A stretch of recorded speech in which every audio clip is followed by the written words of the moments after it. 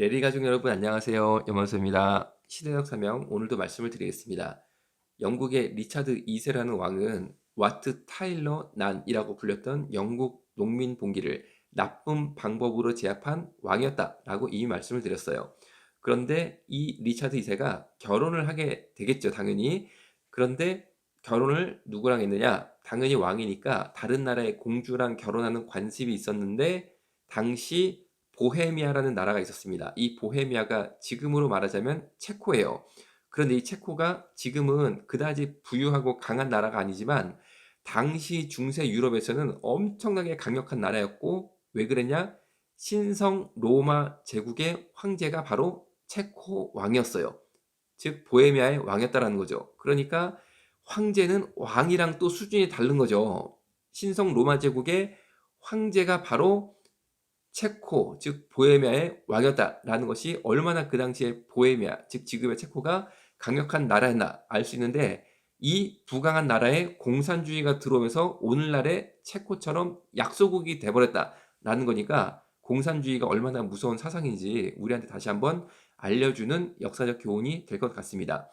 그런데 이 신성 로마 제국 황제의 딸 보헤미아의 공주가 안나라는 공주가 있었어요. 이 안나라는 공주는 아버지가 황제였음에도 불구하고 굉장히 마음이 따뜻하고 겸손하고 착한 사람, 남을 배려할 줄 아는 사람이었다고 합니다. 그런데 이 안나 공주가 영국으로 시집을 가는데 불과 16살 때 시집을 가게 돼요. 그래서 영국에 도착하자마자 자신의 이름을 겸손하게 안나라는 이름을 영국식으로 앤으로 바꾸고 이제는 영국 사람으로 살겠다라는 의지를 보여주고 정말 영국 시민들, 영국의 평민들을 사랑하는 뭔가 따뜻한 표현을 하게 된다는 거죠. 그런데 이 앤 황후가 됐는데 사실 남편 리차드 2세는 전혀 하나님께 한번 쓰임 받아야지, 하나님의 뜻대로 영국을 통치하지, 그런 마음이 있었던 왕은 아니었다는 거죠. 또 사실은 앤 황후도 나는 하나님께 모든 영광을 돌리겠어, 나의 인생을 하나님께 바치겠어, 그런 마음이 있었던 것은 아니었어요. 그런데 역사는 하나님의 손에 붙잡혀 있고 하나님께서는 선인과 악인과 평범한 사람과 훌륭한 일을 하는 사람들과 그리고 인간의 악함까지도 같이 붙잡고 역사를 주관하시고 사용하시는 하나님이시다. 우리는 그 하나님의 실력, 하나님의 역사에 겸손한 마음으로 반응을 해야 된다라는 것이 다시 한번 이 스토리에 나오는데, 정말 리차드 2세도 별로 하나님에 대한 생각이 없는 왕, 앤 황후도 그냥 마음은 착하고 따뜻했지만 하나님을 향해서 내가 뭘 해보겠다 이런 생각이 별로 없는 왕후였는데, 하나님께서는 이 두 부부를 통해서 엄청난 역사를 일으켰다라는 거죠.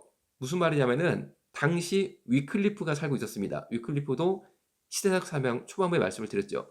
이 위클리프가 하나님의 시대적 사명을 받아서 성경을 모국어로 번역하는 일을 했던 사람이에요. 그러니까 위클리프는 영국 사람이었으니까 성경을 영어로 번역을 했다는 거죠. 그런데 그 당시에 성경을 번역한다는 것 자체가 살인을 당하는, 사형을 당하는 중죄에 해당이 됐지만 죽음은 죽으리라 라는 마음으로 성경 번역 사역을 했던 게 위클리프인데, 이 위클리프가 번역한 쪽 성경 있잖아요. 마태복음, 마가복음 이런 거 쪽 성경 하나를 들고 앤 황후를 만나요. 저를 만나 주십시오, 왕비님 해가지고 만나 주니까 쪽 성경을 드리는 거예요. 이걸 드렸을 때 이 앤 황후가 야, 이런 거 나 주지 말아라. 나 시집 온 지 얼마 안 됐는데 괜히 이런 거 내가 받았다가 소문 나면은 나 진짜 어려움 당한다. 정치적으로 나 어려움 당한다. 나 이런 거 하지 말아라. 이 왕실이라는 게 정치가 권력투쟁이 장난이 아닌데잖아요.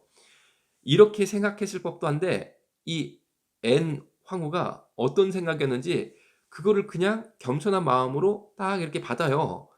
받았는데 어떻게 되느냐? 당시 이 앤이 보헤미아에서 영국으로 시집을 왔을 때 혼자 공주가 가는 게 아니라는 거죠. 이 당시 문화는 정말 수많은 사람들이 같이 따라갑니다.